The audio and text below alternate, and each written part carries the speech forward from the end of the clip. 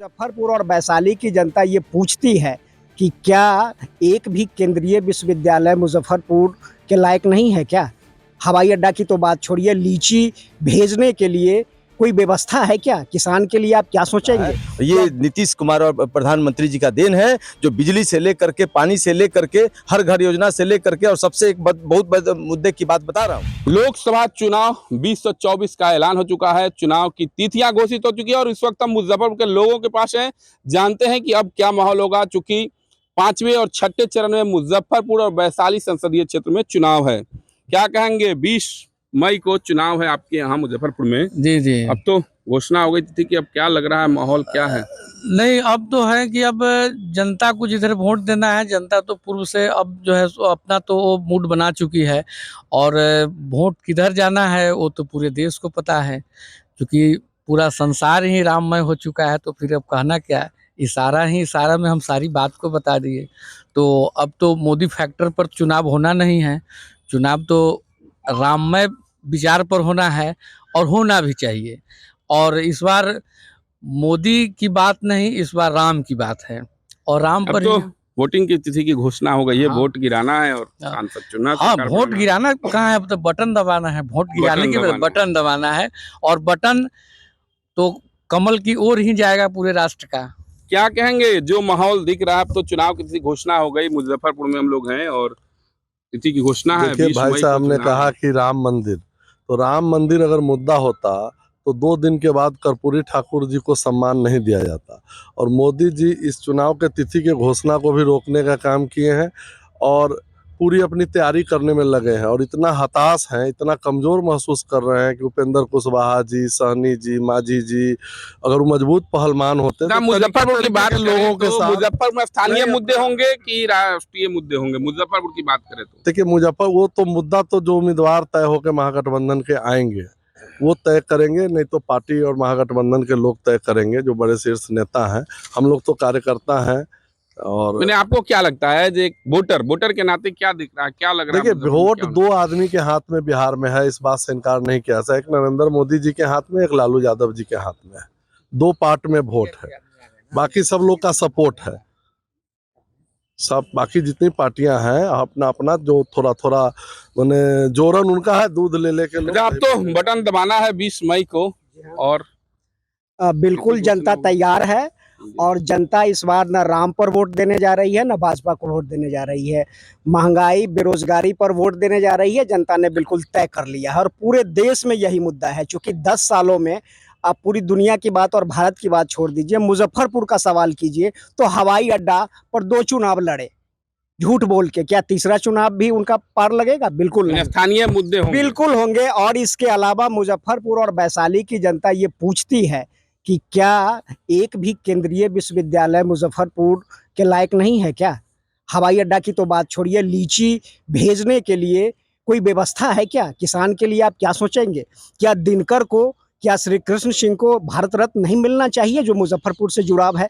किसान आंदोलन, स्वामी सहजानंद सरस्वती, पूरे भारत में आज़ादी की लड़ाई को देख लीजिए। ये उपेक्षित क्यों है? जनता, बुद्धिजीवी जनता ये मुद्दे तलाश कर रखे हैं, और जो राम का नाम लेकर के आएंगे उनसे यही प्रश्न होगा, और चुनाव बिल्कुल मुद्दों पर होगा। क्या लग रहा है? अब तो तिथि की घोषणा हो गई, बटन दबाना है। पूरे भारतवासी 4 जून का इंतजार कर रहे हैं। 4 जून 400 पार, 400 पार। 4 जून 400 पार। मुजफ्फरपुर का मुद्दा, कोई स्थानीय मुद्दा? कोई स्थानीय मुद्दा नहीं। असल मुद्दा क्या है? मोदी मैजिक है। मोदी मैजिक। भारत की जनता 4 जून इंतजार करेगी। 4 जून जितनी मतगणना है, 400 पार, कोई मुद्दा नहीं। क्या कहेंगे? युवा हैं, अब तो युवाओं को लेकर के भी चर्चा होती है। इस बार सबसे मैंने कि रोजगार के नाम पर जो है सो वोट दिया जाएगा, कहे कि अब देश में देख रहे हैं युवाओं को बहुत आक्रोश है, रोजगार नहीं मिल रहा है। इस बार राम के नाम पर वोट नहीं दिया जाएगा। चल लग रहा है जो माहौल है। अब चुनाव की तिथि घोषणा हो गई। मुजफ्फरपुर जिले की यदि बात करें तो 2 संसदीय क्षेत्र है, मुजफ्फरपुर लोकसभा क्षेत्र, वैशाली। 20 मई को चुनाव मुजफ्फरपुर में, क्या कहेंगे आप? भैया, पूरे मानस पटेल पे, हर इंसान के दिल में, जिसके सीने में दिल है, दिल में तरफ है, तरफ में एहसास है, एहसास में जरा सा भी अगर विश्वास है तो सिर्फ मोदी के लिए वो आदमी संकल्पित है। और जितने लोग जो विरोधी भी हैं, उनका भी जो बच्चा है इसी जगह, इस शहर में, जो पहले वो जो टटगरी पर जो चलता था, आज ये प्लेन रोड पे चल रहा है। और ये नीतीश कुमार और प्रधानमंत्री जी का देन है, जो बिजली से लेकर के, पानी से लेकर के, हर घर योजना से लेकर के, और सबसे एक बहुत बड़े मुद्दे की बात बता रहा हूँ, ये स्वास्थ्य मंत्री थोड़े दिन के लिए हुए थे, जो मैं आज तक में 282 लोग को मैंने दिलवा चुका हूँ सेवा। उस 282 में जब माननीय तेज प्रताप जी जब बने उसके उप मुख्यमंत्री और स्वास्थ्य मंत्री के रूप में जब पावर था, तो जो आदमी जब गया वहां पर पास कराने के लिए, तो बोला गया 50% दीजिए तो 50% पास होगा। बताइए, जो आदमी गरीब, जो आदमी चुनाव के समय में क्या मुद्दा होंगे? लोकल मुद्दे होंगे, राष्ट्रीय मुद्दे होंगे? कोई मुद्दा नहीं है। हर आदमी के दिमाग में बैठा है कि हमको मोदी को देखना है और अपने राष्ट्र को बचाना है, हम लोग का व्यक्तित्व और इंसानियत को बचाना है। सर, इन्होंने भाजपा के सम्राट चौधरी जी की बात किया, स्वास्थ्य मंत्री का। ये भूमिहारों का स्थापित जिला है और सामान्य जाति के एक भी अभी जो पद निकाले हैं, और बैकफुट पर जाना पड़ा जब ट्विटर पर विरोध हुआ और नौजवानों का विरोध हुआ कि सिर्फ ऐसा बहाली निकाले थे जो मतलब सभी जाति का हो, सामान्य जाति के किसी लड़कों का नौकरी नहीं हो। ये लोग जाति पाति की बात करते हैं, हिंदुत्व तो करते ही हैं, अब बैकवर्ड फॉरवर्ड की भी बात कर रहे हैं। क्या कहेंगे? माहौल तो काफी धीरे धीरे राजनीतिक गर्म होता कोई माहौल नहीं है। जाति बंदे से नाता छोड़ो, सनातन से नाता जोड़ो। और कांग्रेस के तो उम्मीदवार ही नहीं है, कांग्रेसी नेता जितने है। विपक्ष का उम्मीदवार ही कोई नहीं है, मैदान छोड़ के भाग चुका है। आप तो अधिवक्ता भी हैं, तमाम लोगों की बातें सुन रहे हैं और राजनीति को बेहतर तरीके से समझते भी हैं। तो अब चुनाव तिथि की घोषणा हो चुकी है, रणबीरी बच चुका है। राष्ट्रीय स्तर के चुनाव में जो है क्षेत्रीय जो मुद्दे होते हैं वो दब जाते हैं। हम भारत के प्रथम लोकसभा चुनाव का लेकर के अब तक में हमने अध्ययन किया है, देखा तो नहीं, हमने अध्ययन किया है। तो यह जो क्षेत्रीय मुद्दे हैं ये रहेगा, क्षेत्रीय मुद्दे रहेगा, लेकिन ये स्टेट के जो असेंबली का जो चुनाव होगा, लोकसभा हाँ, और विधानसभा में रहेगा, और उसमें बीजेपी को कीमत चुकानी पड़ेगी। जैसे कि पूर्व में काफ़ी जो लर्नड सीनियर अधिवक्ता हैं वो बताए हैं, तो वो सब क्षेत्रीय मुद्दे रहेंगे और उसकी खामियाजा जो है बीजेपी को भुगतनी पड़ेगी।